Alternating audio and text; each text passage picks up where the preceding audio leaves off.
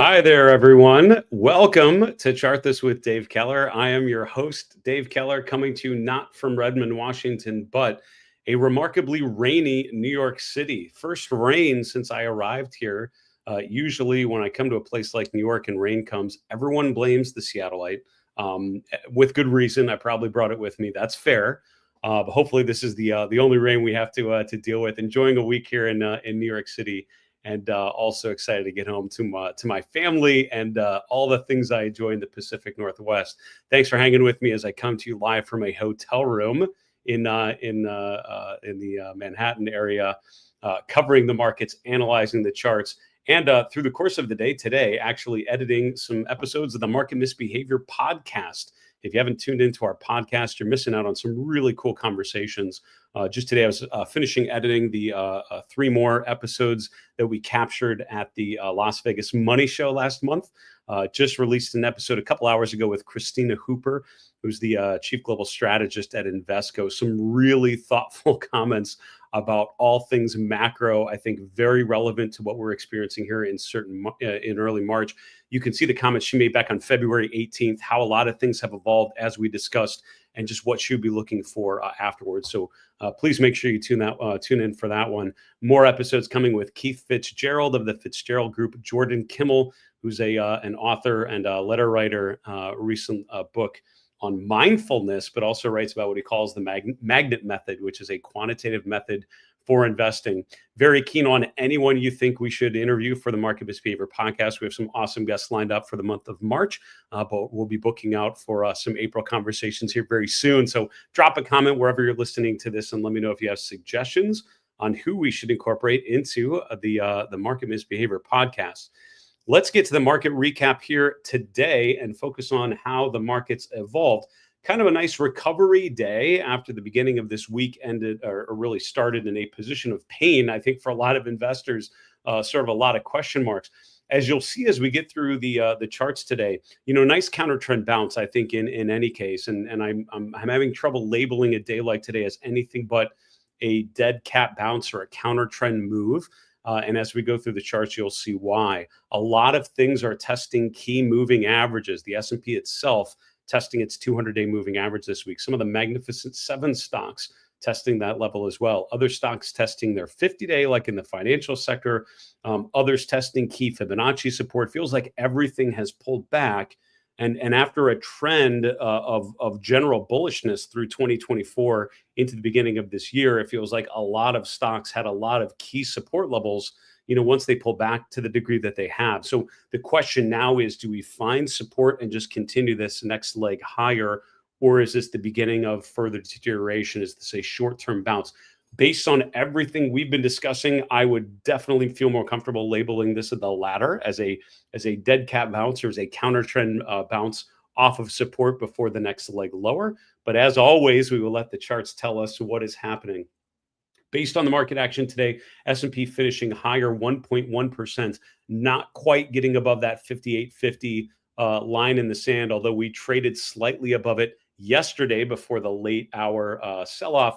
We traded just briefly above it today before we sold off a bit going into the close. So 58.50 appears to be a short-term ceiling now after serving as a floor for a number of months in the S&P 500. NASDAQ Composite up about 1.5%. Mid caps, small caps, all up just over 1%. So again, a decent up day after 2 pretty rough down days for risk assets. The VIX did move lower today by about 1.5 points. That brings us down to just below 22 on the VIX. Still a high volatility environment by my label, right? Below 20 is fine. Above 20 is not so fine. Above 30 is a real problem, is my back of the envelope, thought on the VIX. Yesterday on the show, we had a question at the end about VIX levels. And as a reminder, I think the challenge with using hard and fast levels and having that be it for your analysis of the VIX is that volatility tends to shift. So generally, a VIX above 20 to me says high volatility, but I'm much more interested in how this move in the VIX relates to recent history and if the entire range of the VIX is pushing upwards or downwards. Last 6 months, the VIX has actually been a lot more elevated than we experienced through the bull market phase of 2024. Looking at the fixed income markets, bonds actually sold off today. So we are back to stocks up bonds down. That stock to bond ratio, which we talked about, bouncing off of its own 200-day moving average, not quite breaking down yet.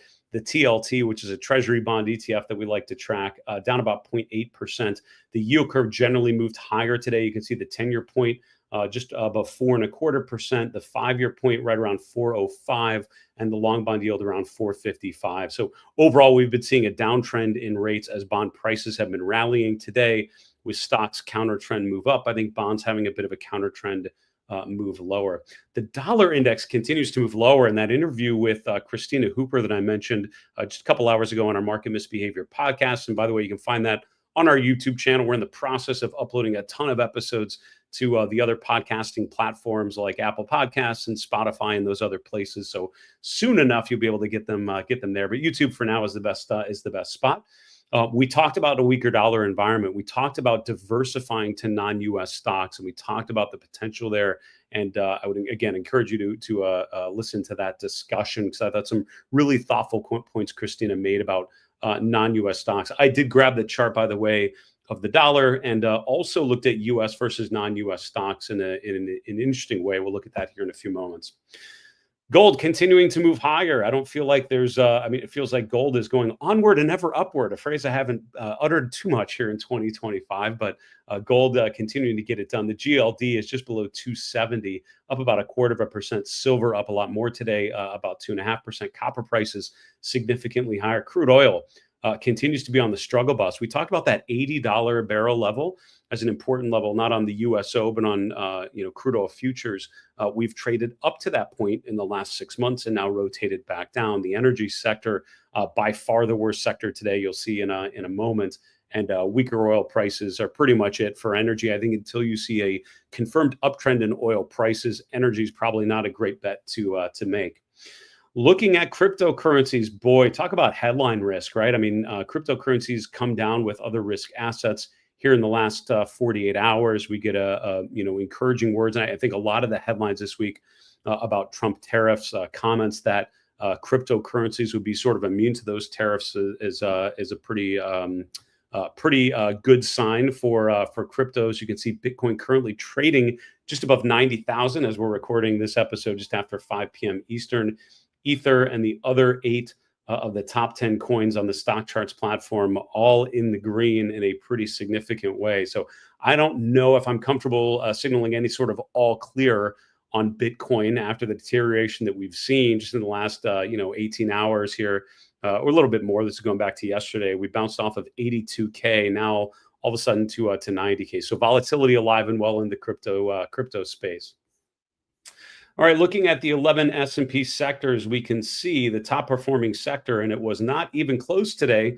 Materials makes me think of my conversation with Jay Woods last week on the Market Misbehavior podcast. Out of nowhere, he starts dropping materials tickers. Like I'd ask him, convince me that materials are the best sector. He just kind of went into it, and a couple of those charts shaping up pretty nicely. So go Jay.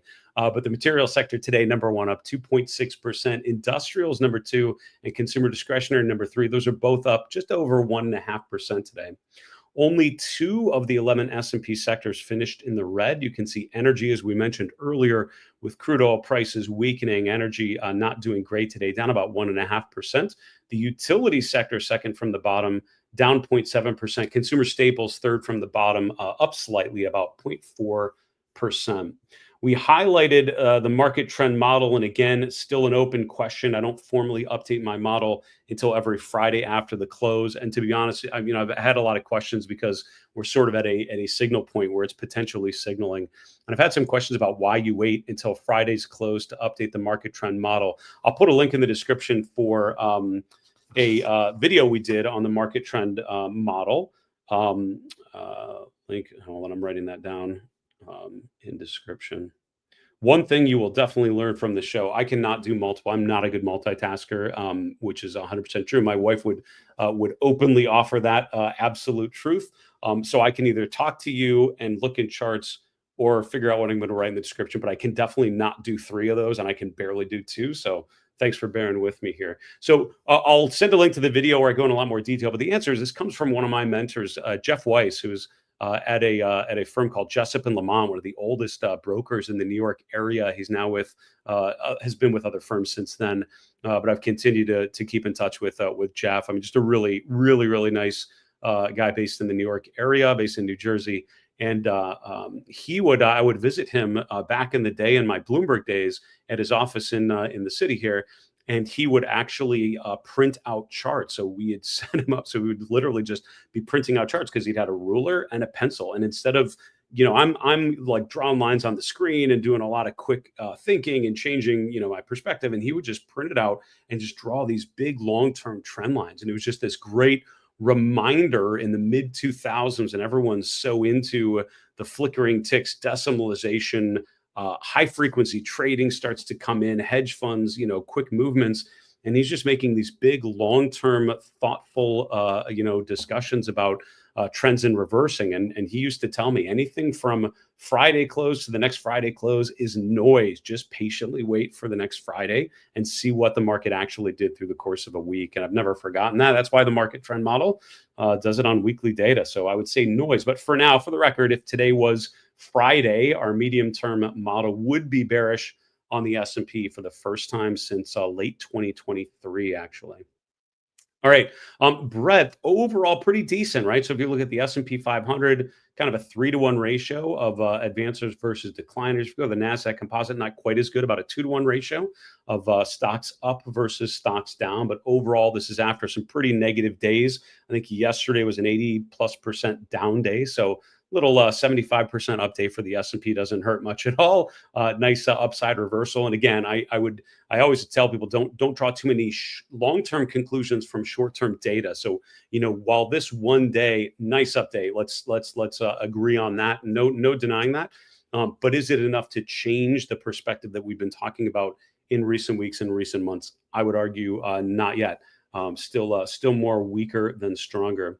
Look at the Magnificent Seven, all in the green. It's been a while, fellas, since we've seen that sort of move from this group of mega cap growth stocks. But Microsoft bouncing off of a common support level actually over the last 18 months. I grabbed that chart so you can see what I mean. That's up about 3.2% today. Tesla actually having an up day, which has been a rarity in the last couple of weeks, up 2.6%. About the same for Meta.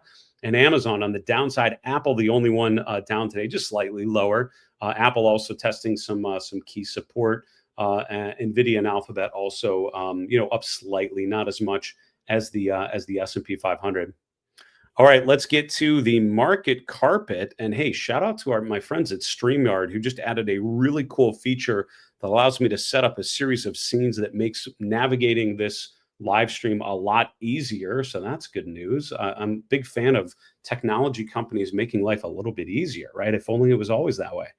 Looking at the market carpet, and again, what I love about this sort of visualization, you get the big picture, you get the the small picture, you get the macro to the micro, you get the overall sense of how this day played out, but then you get the individual, more granular ideas, and I love that sort of visualization.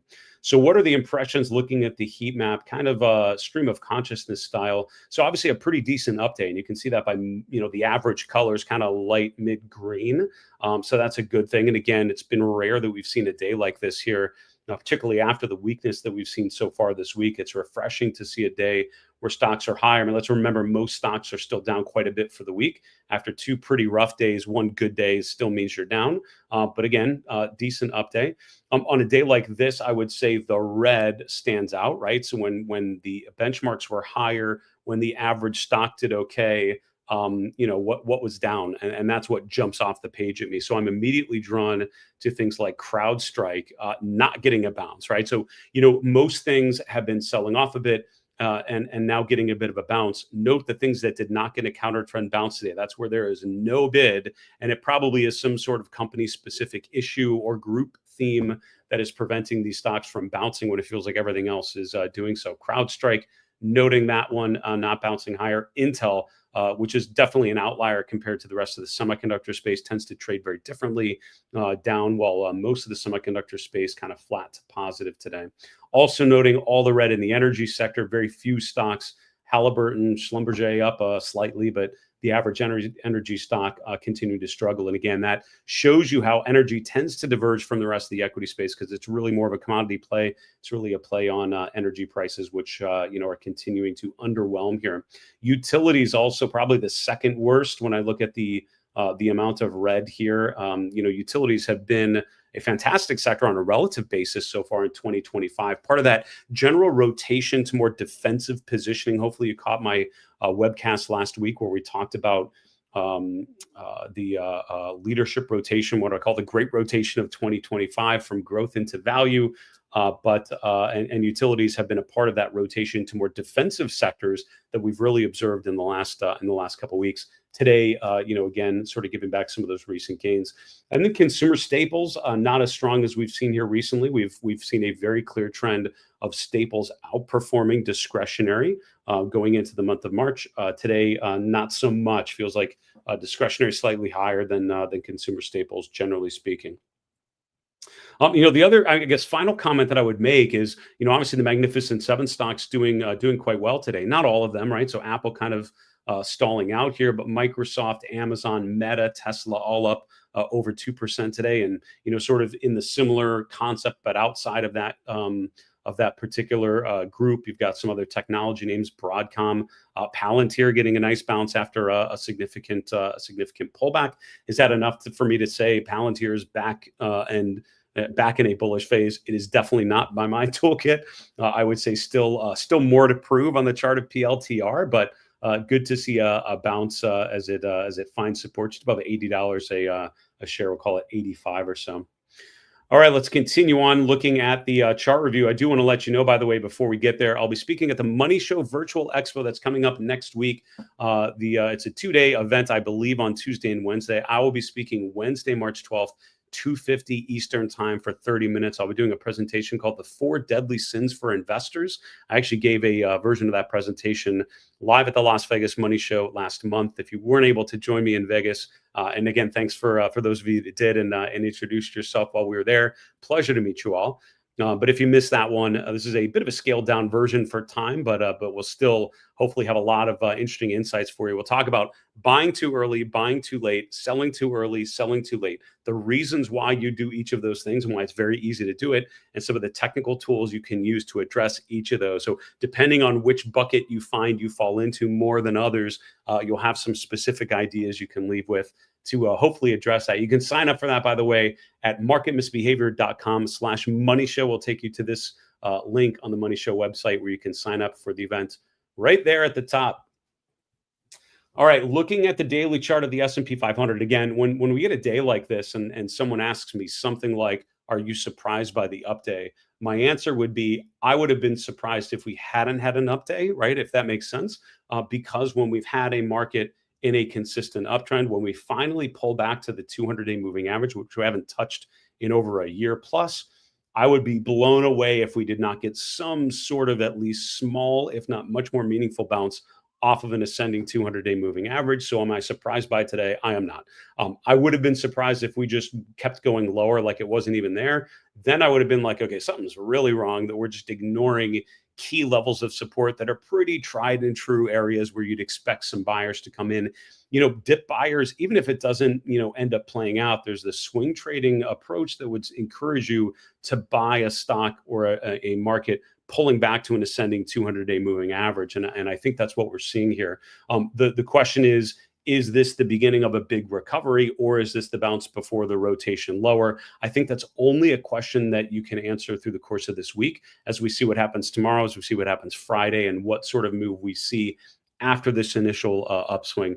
From a candlestick perspective, yesterday and today don't really make anything on the SPX chart. If you look at the SPY though, and I don't look at the futures much anymore, but if you look there, you might get that. It might be a bit of a bullish engulfing pattern. I think the SPY kind of has that because we had a lower open and then a higher close. So, short term, getting a bounce off of the 200-day, again, that makes a ton of sense to me from a technical perspective. That's pretty common. So the question is that a bounce before a leg lower? That's why the 200-day, again, now that we've broken 58.50, I'm thinking more down, and I'm thinking a bounce off the 200, and then do we break it? And if so, I think that unlocks a much further downside target, as we've discussed in other places. By the way, video I did for Stock Charts TV, I think that was yesterday. It's a bit of a blur here with the time zone adjustment, the jet lag and stuff. Pretty sure that was yesterday. I did a video for Stock Charts TV talking about downside objectives for the S&P, given a break of the 5850 level. So check that out if you want more details on the different ways you can try to identify some potential downside targets.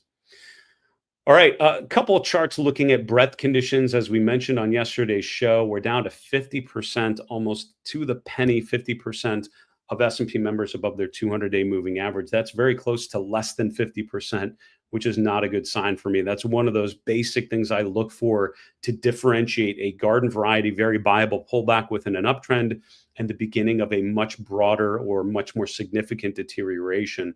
That indicator today bouncing a bit off of that 50% level, currently around 53%, watching this like a hawk through the remainder of this week. That breaks below 50%. I would tell you that's a pretty negative sign. The last time we did that, by the way, was in this 3-month pullback, July through late October of 2023. That's the last time we've broken below that 50% level. That's why I'm watching that right about now. If that happens, I think that gives me very low confidence that we would find the support at the 200-day that I think a lot of investors are very hopeful for right about now. Another quick update here in terms of actionable moves. The advanced decline line for the small cap S&P 600 index as of today, breaking below, actually that's as of yesterday's close. Now that I think about it, that was updated late yesterday.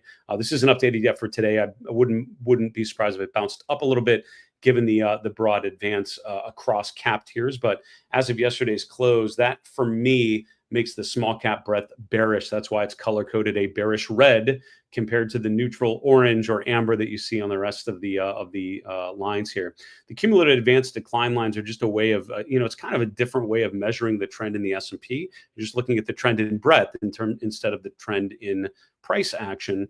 When we make a new low for the year, like we did yesterday for the small cap index, that's bearish. And I would say the rest of these for now holding above their January lows, but if and when they would make a new low for the year, particularly the top one is the most important. That's the NYSE breadth.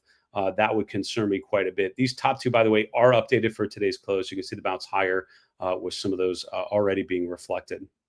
We looked a little bit at the VIX yesterday. We talked about some specific levels, had a great question about looking at VIX levels as well. I just want to highlight that the MOVE index, which is the kind of the VIX for the bond markets, has pushed higher.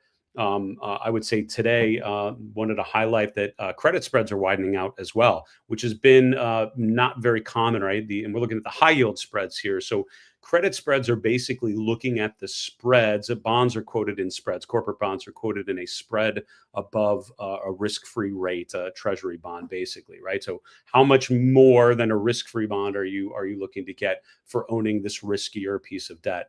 And so when spreads widen, that means bond investors are interpreting greater risks. As a result, they want greater compensation for owning these corporate bonds. So you can see that spreads are widening over the last couple weeks going into the month of March. High yield spreads are widening. The VIX is increasing because volatility is increasing. So when credit spreads are widening and volatility is increasing, that tends to coincide with the markets going lower because these top two basically, what sort of risks are bond investors seeing? They're seeing more risks than we saw at the end of January.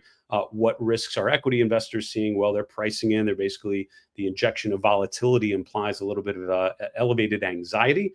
And as a result, that most likely coincides with stocks going lower, which is definitely what we're seeing here in the last couple of weeks. So sort of the bear market scenario playing out pretty well with spreads, not to danger levels. I mean, you can see that spreads are still at some of the lowest levels we've seen in the last couple years, but coming off of very narrow spreads, we're seeing some widening there for sure. This chart, again, I grabbed this one after I released the video with Christina Hooper earlier today of Invesco. One of the things we talked about was non-U.S. markets. She's a global strategist, so I wanted to ask her some thoughts about looking at non-U.S. markets. I mean, some of the better charts you're going to see right about now globally are not the U.S., right? I mean, the U.S. is one of the weaker markets. Now, there are others like India, which have been trending lower for longer than the U.S. markets. But, while the S&P and the NASDAQ looking a bit vulnerable here in March, other indexes not looking as vulnerable, not even close. And I would say developed Europe comes to mind as areas where you're still seeing some quite strong charts. Now, the bottom panel on the chart that I'm showing you is the US dollar index. Now, as a reminder, if you know the currency markets, or rather, if you don't know the currency markets, the dollar is not an actually traded thing. Dollar sign USD, or on other platforms like Bloomberg, they call it DXY. It's a dollar index. It basically weights the dollar, or gives you the strength or weakness in the dollar by looking at other crosses. So it's looking at the dollar euro, dollar yen, Swiss franc, and these different Canadian dollars, and it's different things. And it basically takes an average of the change in all those rates and turns it into a dollar index. So what you can also do is just look at the euro plotted upside down, and it kind of looks like the same chart because the euro is the biggest weight in the dollar index. Having said that, what does it mean when the dollar is weakening so much? Well, a lot of this is related to Trump policy decisions, particularly related to tariffs.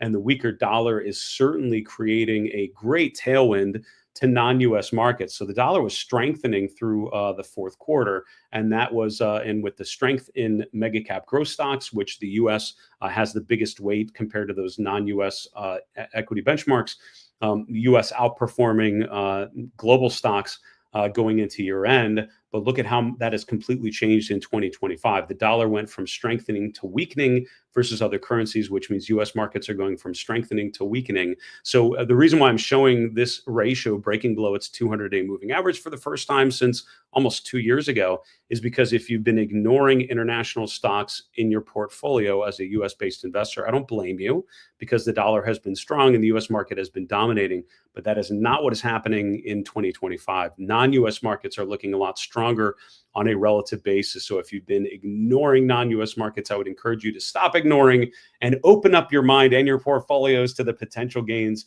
outside the US. And again, a lot of those non-US benchmarks have a much lower weight in mega cap growth, and as a result, if those stocks are struggling, non-US markets, probably have potential to do well. Also, I mentioned the news on Bitcoin here coming in the last day.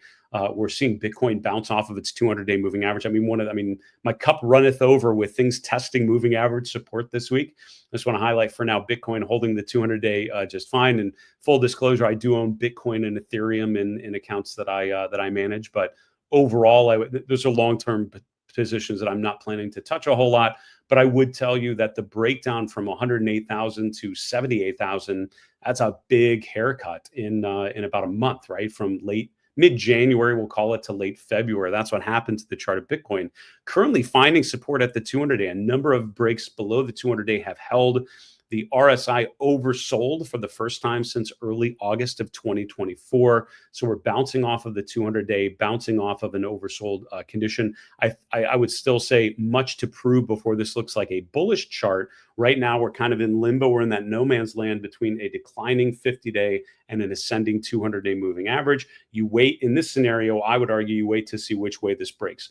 Do we get above 97,000 and push above the 50-day? In which case, I think a retest of the previous highs is a very real possibility. Or do we break below the 200-day? In which case, downside target around 74,000 makes sense to me based on Fibonacci retracements and an assessment of some of those previous key support and resistance levels.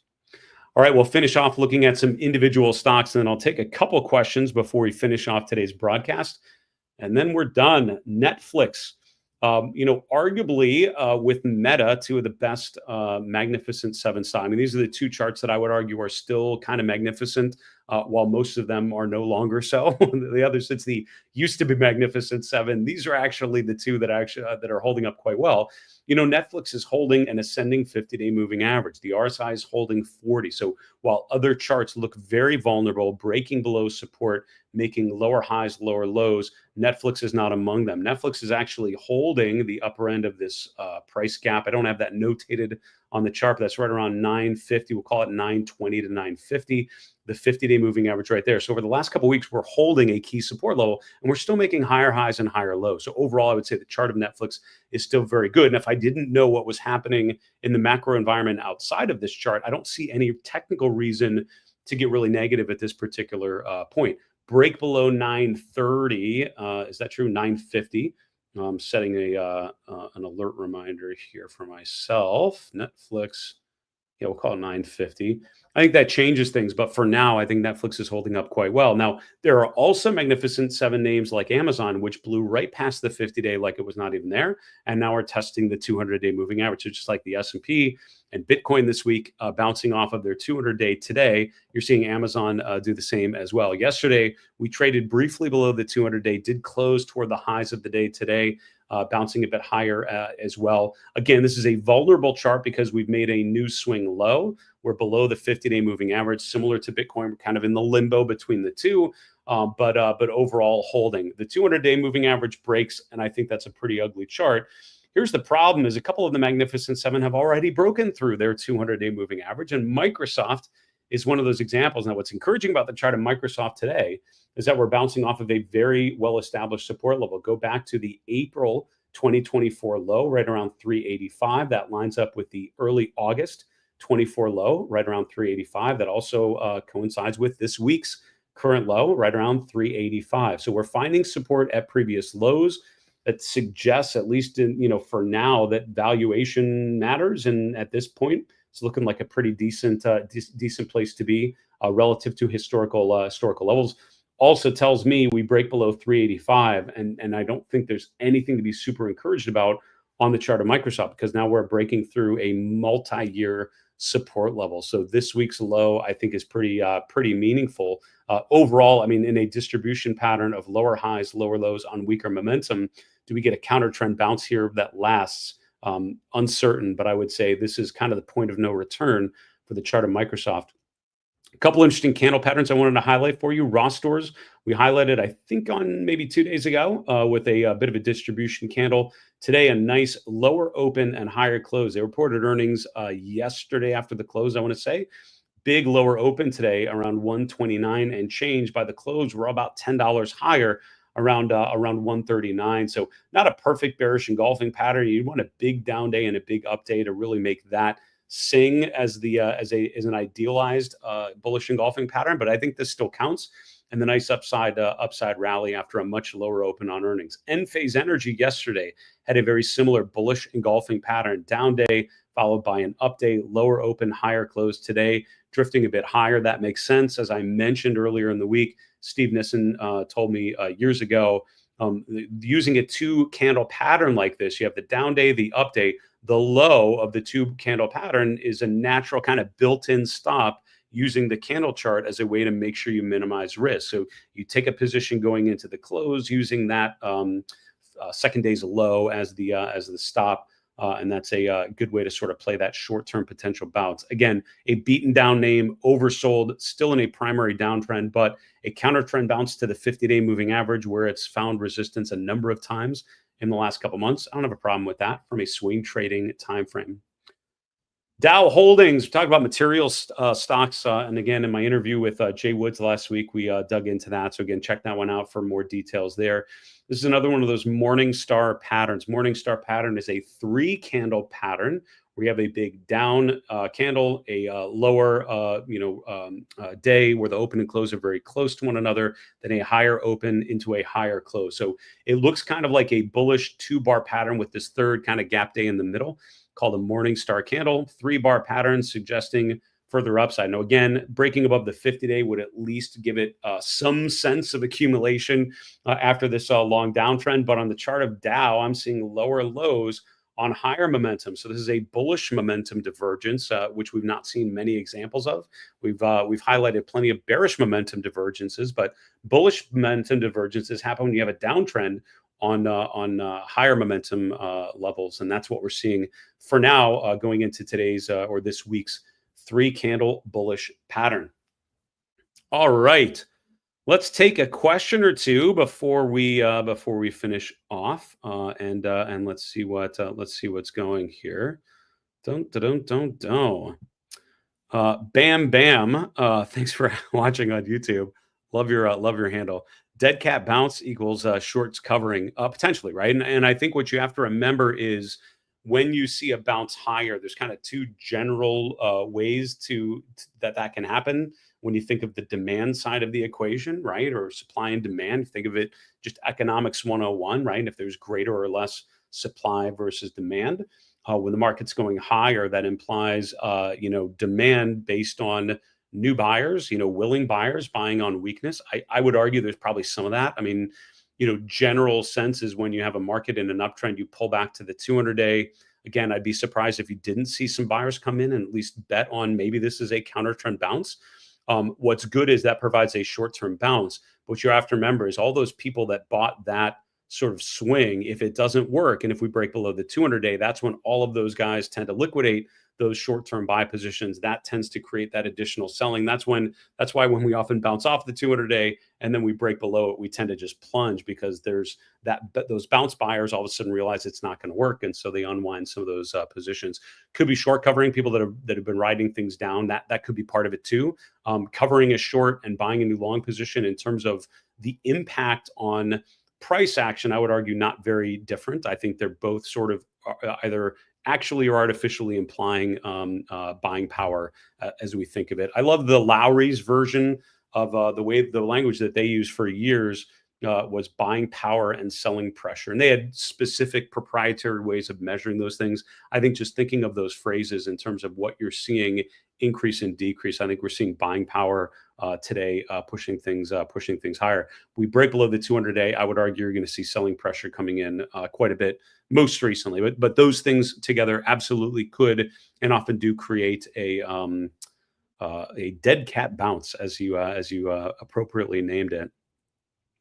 NZC, thanks for watching as always, my friend. And you asked, a stock rising in price for some time, but on a shaken money flow showing consistent negative readings is a reason for caution. Yeah. So, and again, I don't have a chart readily available that comes to mind. I'll just bring up a random chart. I have this chart, which so on stock charts, which I obviously use all the time, use it every day. These little quick buttons to get to different charts, huge life changer for me. Great UI improvement over the last couple of years adding them, and I love being able to flip through a bunch of charts. So I have this volume chart, which I don't look at all the time, but I like to bring it in if I'm looking at a name in a little more detail and I want to dig into it. So you had said, let's see, stock rising in price for some time. Of course, I picked Intel, which is not a great one, but chicken money flow showing consistently negative readings. Yeah, that would be a problem. Intel's a horrible example. Let me look at try to find a random one where you're seeing that sort of disagreement. Yeah, rising in price, but weaker money flow. I mean, it doesn't happen often, but it definitely does. I mean, maybe like this would be it, right? When you look at, September, October of last year, Nvidia going up on stronger shaken money flow. Then all of a sudden you see in November into December, we're still kind of pretty elevated. Also, the money flow in November, all of a sudden below zero slightly. So the reason why that happens, if you got to think about the way that these indicators are calculated. Shaken money flow looks at every day where we're closing versus the high and the low, but it doesn't adjust for price gaps. So if you have a big gap higher, but we close at the lows of the day, that's going to register as negative shaken money flow, because it doesn't recognize the gap. It just recognizes where we close versus the high and the low, and it doesn't adjust for gaps. So the reason why that can be helpful, and other volume-based indicators do adjust for gaps. So if you really want to get into the weeds, look at examples of both of those, and you kind of covered. But with shaken money flow, what I like about it is it really focuses on what happens during the trading day. And the idea is during the day, if we close near the highs, that means we traded lower, but there was accumulation, at some point to get up near the highs of the day. So that's kind of bullish. And even if we gap higher, if everyone's selling that gap higher, that's more negative than positive, right? The gap higher is good, but the downward trade is weaker. And that's why the shaken money flow would be negative. So if you have a stock that's going up, and the shaken money flow is consistently negative, that just means even if we're trading higher, the closes are near the lows of the day. And that usually implies people are selling into strength, and that's usually not bullish. And that's why that is, as you suggested in the phrasing of your question, that's more of a negative sign if you see that sort of pattern. Folks, that'll do it for today. Thanks so much for joining me, those of you that did live. And if you're watching the replay on our YouTube channel, I appreciate you as well. As a reminder, our Market Misbehavior podcast, some really fun episodes just recently. Today released our episode with Christina Hooper. and also most recently our interview with Lindsay Bell, also at the Money Show in Las Vegas. Coming up in the next couple of days, my episode with Keith Fitzgerald of the Fitzgerald Group, talking all about a positive approach, a proactive approach to analyzing market conditions and the long-term stories for AI. And then what was the last one? Jordan Kimmel, founder of Magnet Investing Insights. And we talked about his quantitative approach to investing, how technical analysis relates to fundamental analysis and other factors related to his model. So check out those interviews if you could. And as a reminder, if you have others that you think would be great to interview on the Market Misbehavior podcast, make sure you put a comment wherever you're watching this and let me know. We'll be lining up some great guests going into April and beyond. That's it for today. For Market Misbehavior, I'm Dave Keller. Have a great night. And remember, it's always a good time to own good charts. Take care, folks.